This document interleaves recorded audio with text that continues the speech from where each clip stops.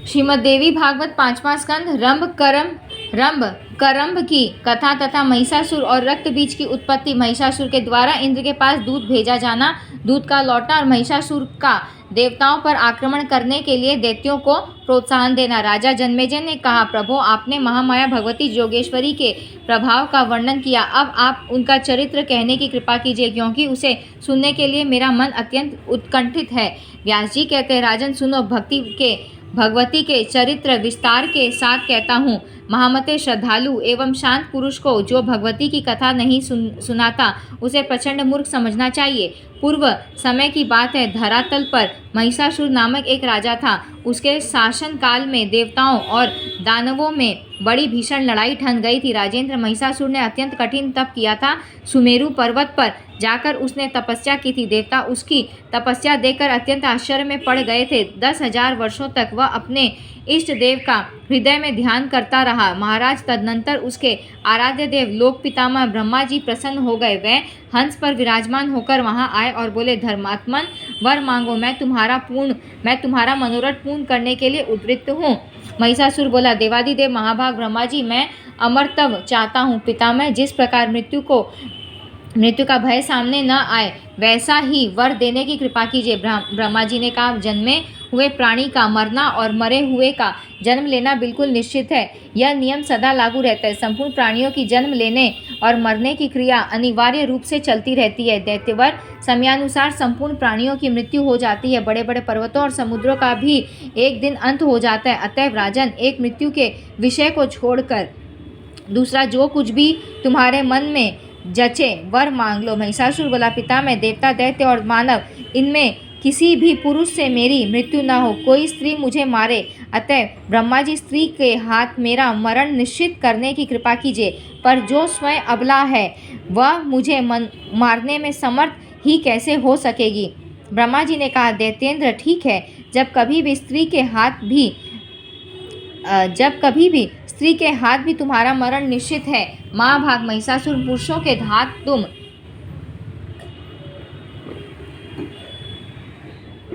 कदापि न मर सकोगे। व्यास जी कहते हैं, इस प्रकार महिषासुर को वर देकर ब्रह्मा जी अपने आश्रम के लिए प्रस्थित हो गए। वह प्रतापी दैत्य महिषासुर भी प्रसन्नतापूर्वक अपने घर लौट गया। राजा जन्मेजय ने पूछा, महिषासुर किसका पुत्र था? उस महाबली दैत्य की उत्पत्ति कैसे हुई थी? एक महान आत्मा होते हुए उसे महिष का रूप कैसे मिल गया था? व्यास जी कहते हैं, महाराज, दनु के जगत प्रसिद्ध 2 पुत्र थे। उनके नाम थे रंभ और करम्भ। उन दोनों की दानवों में बड़ी प्रतिष्ठा थी। महाराज, वह दोनों संतानहीन थे, अतः पुत्र होने के लिए तपस्या करने लगे। बहुत वर्षों तक कठिन तपस्या की। पंचनंद के पावन जल में तपस्या आरंभ हुई। करम्भ जल में डूबकर दुष्कर तप करने लगा। रंभ प्रशस्त दूध वाले वट वृक्ष के नीचे गया और पंचांगनी की व्यवस्था करके तपस्या में लीन हो गया। जब रंभ पंचांगनी तापता हुआ साधन में तत्पर हो गया, तब उन दोनों दैत्यों की स्थिति का पता लगने पर सचीपति इंद्र महान दुखी हो गए। वह स्वयं पंचनद पहुँचे। ग्राहक का वेश धारण करके उन्होंने जल में प्रवेश किया तथा तपस्या करते हुए करम्भ के पैर पकड़ लिए। उनके इस प्रयास से दुराचारी करम्भ की जीवन लीला समाप्त हो गई। अपने भाई का मरण सुनकर रंभ के क्रोध की सीमा न रही। उसके मन में ऐसी इच्छा उत्पन्न हुई कि अपना मस्तक अग्नि को भेंट कर दूं। अतः उसने सहसा बाएं हाथ से अपने सिर की चोटी पकड़ी और दाहिने हाथ में तीखी तलवार लेकर मस्तक को धड़ से अलग कर देना चाहा। इतने में ही उसे समझाने के लिए अग्निदेव प्रकट हो गए। अग्निदेव ने रंभ से कहा, दैत्य, तुम में बड़ी मूर्खता भरी हुई है, तभी तो अपना मस्तक काटने को तैयार हो गए हो। भला आत्महत्या जैसे अत्यंत अधम कर्म में तुम्हारी प्रवृत्ति कैसे हो गई? तुम्हारा कल्याण हो, मुझसे वर मांग लो। मन में जो भी इच्छा हो मांग सकते हो। शरीर का त्याग मत करो। यो प्राण त्याग करने से भी तुम्हारा कौन सा कार्य सिद्ध होगा? व्यास जी कहते हैं, अग्निदेव की वाणी बड़ी सरस थी। उसे सुनकर रंभ ने अपनी चोटी छोड़ दी और कहा, देवेश, यदि आप प्रसन्न हैं तो मुझे अभीष्ट वर देने की कृपा कीजिए। मैं त्रिलोकी पर विजय पाने वाला पुत्र चाहता हूँ। मुझे ऐसा पुत्र चाहिए जिसके प्रयास से शत्रु की सेना प्राणों से हाथ धो बैठे। देवता, दानव और मानव कोई भी किसी प्रकार भी उसे पराजित न कर सके, वह अपनी इच्छा के अनुसार रूप धारण कर सके, उसमें असीम शक्ति हो, सब लोग उसके चरणों में मस्तक झुकाएं। तब अग्निदेव ने रंभ से कहा, बहुत ठीक, तुम्हारी अभिलाषा पूर्ण होगी महाभाग, तुम्हें वैसा ही पुत्र होगा। अब आत्महत्या का विचार छोड़ दो महाभाग रंभ, जिस सुंदरी भार्या पर तुम्हारा मन डिग जाए उसी के गर्भ से महान पराक्रमी पुत्र तुम्हें प्राप्त होगा। व्यास जी कहते हैं, अग्निदेव का वचन चित्त को आह्लादित कर देने वाला था। उनकी बात सुनकर दैत्यवर रंभ ने चरणों में मस्तक झुका दिया और वह अपने स्थान की ओर चल दिया। रंभ का स्थान संपूर्ण समृद्धियों से संपन्न था। वहाँ अनेकों यक्ष मौजूद थे। पशु भावापन्न राक्षस तो था ही, काम भाव से एक महिषी पर उस दानवराज की दृष्टि पड़ गई। उस समय वह भैंस भी जवानी के मध्य में चूर थी। रंभ उस पर आसक्त हो गया। होनी बड़ी प्रबल है, उसके वीर्य से वह महिषी गर्भवती हो गई। एक समय की बात है, कोई एक दूसरा भैंसा उस भैंस पर टूट पड़ा। अतएव उस भैंसे को मारने के लिए रंभ स्वयं सामने आ गया और उस पर झपटा। वह बलवान भैंसा भी कामांध था, तो उसने तुरंत अपने सींगों से रंभ पर चोट पहुंचानी शुरू कर दी। उसके सींग बड़े तीखे थे। उस भैंसे ने उन तीखे सींगों के द्वारा रंभ के हृदय में गहरी चोट पहुंचाई।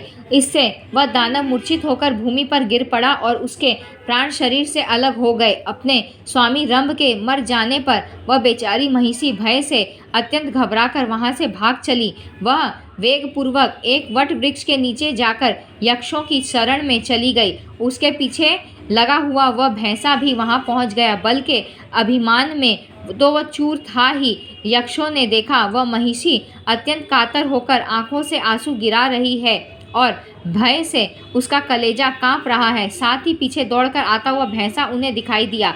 अतः उस भैंस की रक्षा करने के लिए यक्ष भैंसे का सामना करने के लिए तत्पर हो गए। उस समय भैंसे के साथ उन यक्षों का रोमांचकारी युद्ध छिड़ गया। यक्ष बाण बरसाने लगे। एक ऐसा बाण लगा कि उससे आहत होकर भैंसा तुरंत प्राणहीन होकर पृथ्वी पर पड़ गया।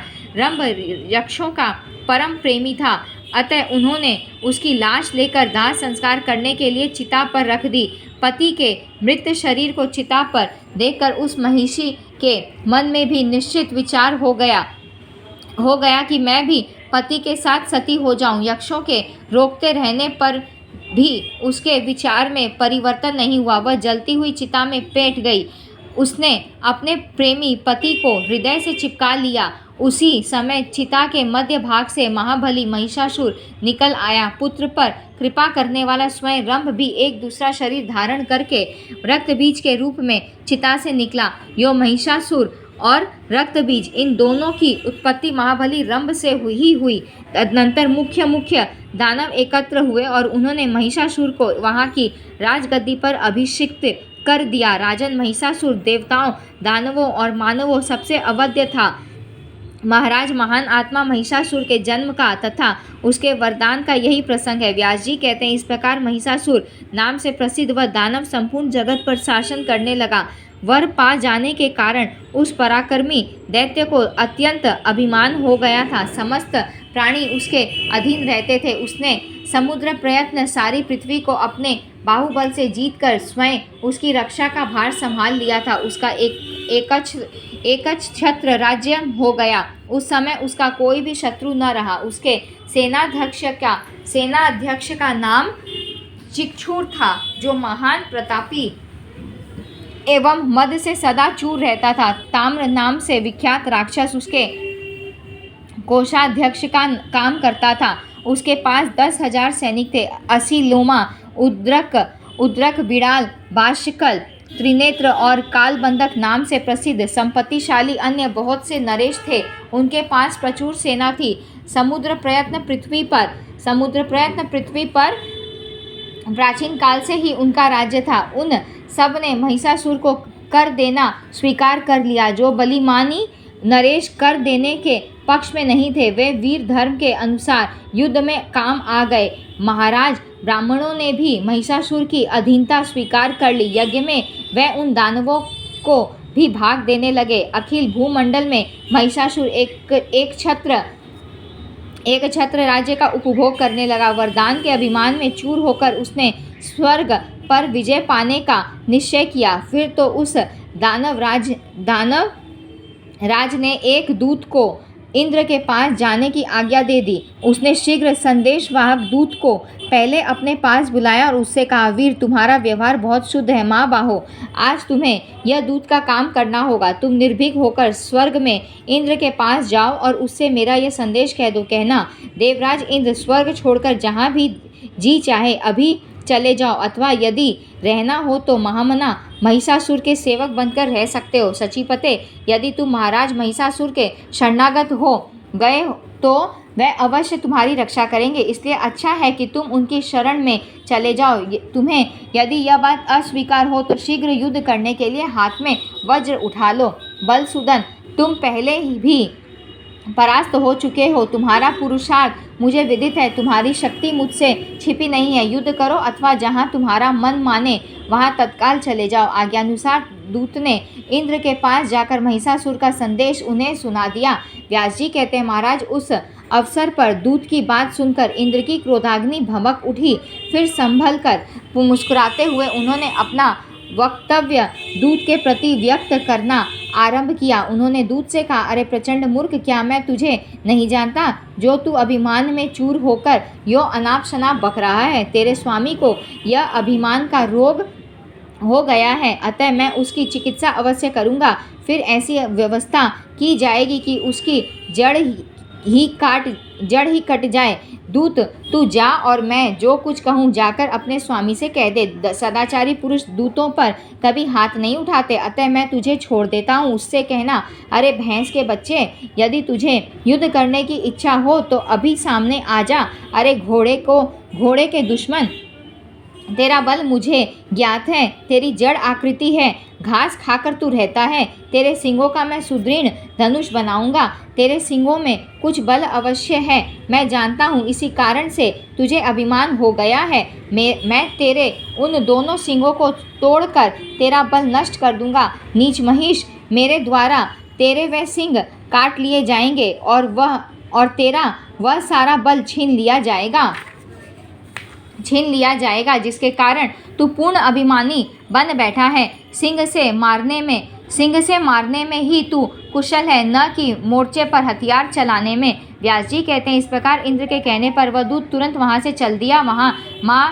वहाँ मदाभिमानी महिषासुर के पास गया और प्रणाम करके उससे कहने लगा। दूत ने कहा, राजन, देवराज इंद्र पूर्ण स्वतंत्र हैं। उसके पास देवताओं की विशाल सेना है। अपने को वह महान बलवान समझता है। आपको तो वह कुछ भी नहीं गिनता। उस मूर्ख की कही हुई बातें मैं किस प्रकार बदलकर आपसे कहूँ, क्योंकि सेवक का कर्तव्य होता है कि वह स्वामी के सामने प्रिय सत्य कहे। महाराज, कल्याणकामी दूत को चाहिए कि स्वामी के मुख पर सत्य और प्रिय बोले, परंतु मैं यदि केवल प्रिय ही बोलता हूँ तो वह असत्य होने से आपका कार्य सिद्ध होने में बाधा पड़ेगी और कल्याणकामी दूत को कभी कठोर वचन नहीं कहना चाहिए। अतः मैं वैसी बात कह नहीं सकता। प्रभु, ठीक ही है, शत्रु के मुख से तो विषतुल्य वचन निकलते ही हैं, पर वैसी बातें सेवक के मुख से कैसे निकल सकती हैं। राजन, इस समय इंद्र ने जिस प्रकार के घृणित वचन कहे हैं वैसे वचन मेरी जीभ से कभी नहीं निकल सकते। व्यास जी कहते हैं, दूत की बात में रहस्य छिपा हुआ था। उसे सुनकर महिषासुर का सर्वांग अत्यंत क्रोध से तमतमा उठा।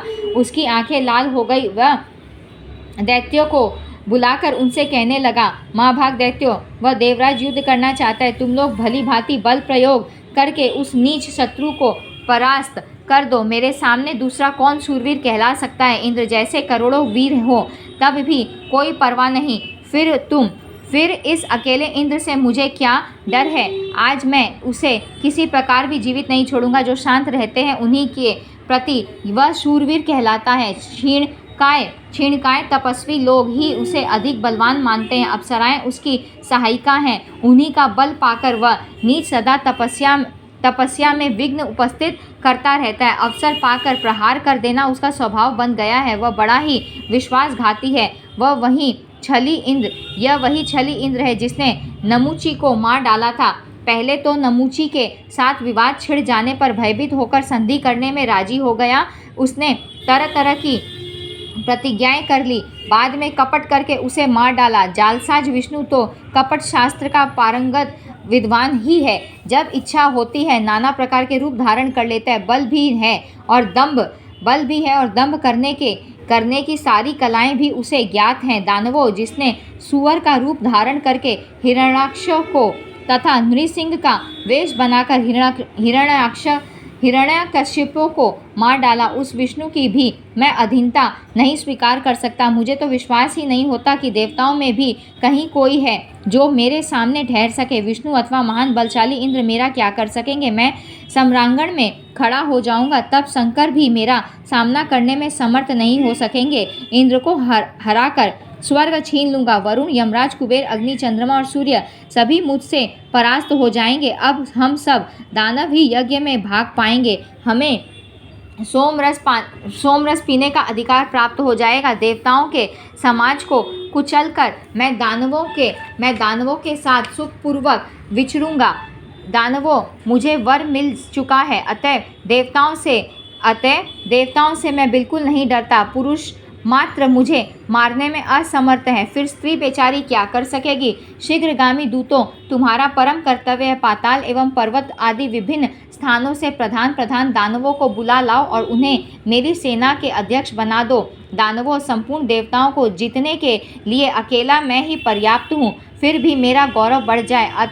अतदर्थ इस देवासुर संग्राम में निमंत्रण देकर आप सब लोगों को सम्मिलित करता हूँ। निश्चय ही मैं सिंगों और खुरों से देवताओं के प्राण हर लूंगा। वरदान के प्रभाव से मुझे देवताओं का रत्ती भर भी भय नहीं है। देवताओं, दानवों और मानवों से अवध्य होने का वर मुझे प्राप्त है। अतः आज आप लोग स्वर्ग लोक पर विजय प्राप्त करने के लिए तैयार हो जाएं। दैत्यों, स्वर्ग पर अधिकार प्राप्त करके मैं नंदन वन में विहार करूंगा। मेरे इस उद्योग से तुम्हें भी पारिजात के फूल सूंघने को मिलेंगे। देवांगनाएं तुम्हारी सेवा करेंगी। कामधेनु गौ का दूध पीने को मिलेगा। अमृत पीकर तुम लोग आनंद का अनुभव करोगे। दिव्य गंधर्व नाच और गाकर तुम्हारे चित्त को आह्लादित करेंगे। उर्वशी, मेनका, रंभा, घृताची, तिलोत्तमा, प्रमद्वारा, महासेना, मिश्रकेशी, मदोत्कटा और विपरिचिति प्रभृति अप्सराएं नाचने एवं गाने में परम प्रवीण हैं। वे अनेक प्रकार की मदिराओं का सेवन करके तुम सब लोगों के चित्त को अत्यंत प्रसन्न करेगी। अतः देवताओं के साथ संग्राम करने के लिए स्वर्गलोक में चलना सबको सम्मत हो तो आज ही सभी तैयार हो जाएं। पहले मांगलिक कृत्य कर लेने चाहिए। सबकी सुरक्षा के लिए अपने परम गुरु मुनिवर शुक्राचार्य को बुलाकर भली भांति उनका स्वागत करें और उन्हें यज्ञ में नियुक्त कर दें। व्यास जी कहते हैं, राजन, महिषासुर की बुद्धि सदा पाप कर्म में रत रहती है। दैत्यों को उपयुक्त आदेश देकर वह तुरंत अपने महल में चला गया। उस समय उसके मुख पर प्रसन्नता के चिन्ह झलक रहे थे। यहाँ हमने 1 से 3 अध्याय समाप्त किया है और हमारी आज की कथा भी हम यहीं पर समापन करेंगे।